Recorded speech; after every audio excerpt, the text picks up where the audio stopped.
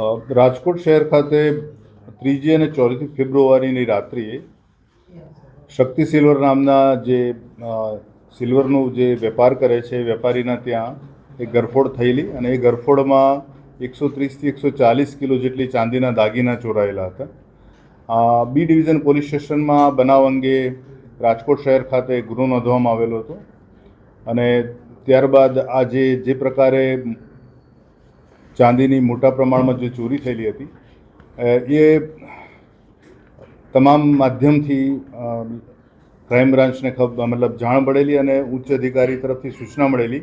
કે આ જે ગુનાને અંજામ આપ્યો છે આરોપીઓ અમદાવાદ શહેરના પણ હોઈ શકે અથવા તો સંકળાયેલા પણ હોઈ શકે, તો એ બાબતે તપાસ કરવી.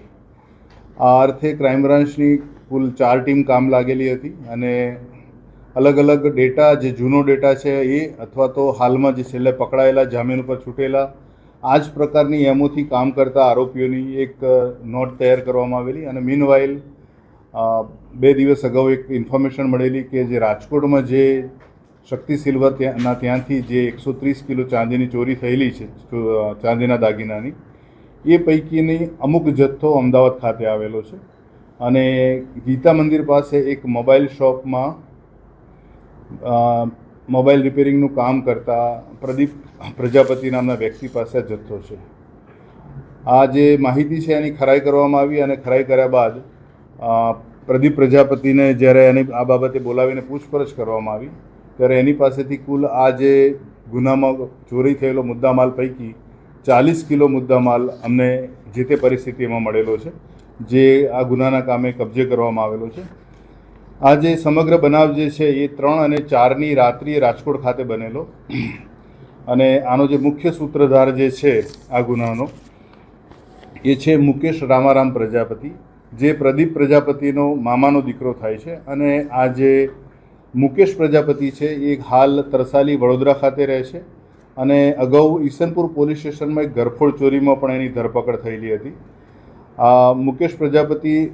પાસે આ ગુનામાં જે ચોરીમાં ગયેલો મુદ્દામાલ છે બાકીનો એની પાસે પણ છે. એ બાબતેની તપાસ તજવીજ હાથ ચાલી રહેલી છે. પ્રદીપ પ્રજાપતિ છે મૂળ અને આ મુકેશ પ્રજાપતિ મૂળ સિરોહી રાજસ્થાનના છે, સિરોહી પ્રોપર ટાઉનના, અને હાલ યમુનાનગર નરોડા ખાતે રહે છે. મુકેશ ઉપરાંત આ જે બનાવ છે બનાવમાં 2 થી 3 વ્યક્તિ બીજા પણ સંડોવાયેલા છે અને આ જે ચોરી કરવાનો જે પ્લાન હતો એ મુકેશ જે અગાઉ ડ્રાઇવિંગનું કામ કરતો હતો, 4-વ્હીલર ડ્રાઇવિંગનું, અને એના કારણે એને એક ટીપ મળેલી હતી કે શક્તિ સિલ્વરમાંથી આ પ્રકારની જે દાગીના જે છે અથવા તો મોટો જથ્થો ચાંદીનો જથ્થો ઘણી વખત એમના ઘરે પણ લઈ જવામાં આવતો હોય છે અને જોબ વર્ક કરવામાં આવતું હોય છે. અને એ બાતમી આધારે, એ મળેલી ટીપ આધારે આ મુકેશે આ ગુનાને અંજામ આપ્યો હતો અને એની સાથેના સાગરી છે. હાલ આગળની વધુ તપાસ જે રીતે રાજકોટ શહેર બી ડિવિઝન પોલીસ સ્ટેશન ખાતે નોંધાયેલા ગુનાની કરવામાં આવી રહેલી છે એ મુજબ આરોપી અને મુદ્દામાલની સોંપણી ટૂંક સમયમાં જ રાજકોટ શહેર પોલીસને સોંપવામાં આવનાર છે.